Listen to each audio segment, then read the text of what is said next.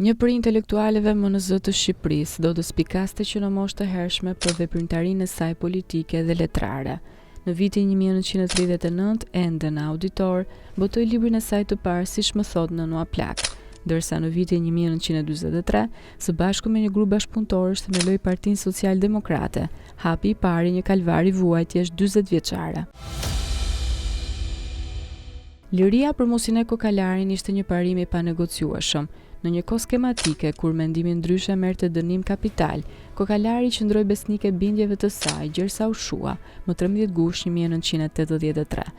Përndjekja e familjes Kokalari do të niste pas botimit të librit të saj të dytë Rreth Vatrës në vitin 1944. Më 12 nëntor të atij viti u përshkatuan vëllezërit e saj, Muntaz e Vesim Kokalari. 4 ditë më pas u arrestua edhe Musinea, e cila u mbajt në burg për 17 ditë. Në vijim u dënua me 20 vjet heqje lirie. Në emër të veprës së saj njerëzore dhe letrare, u nderua pas vdekjes me medaljen Martir i Demokracisë.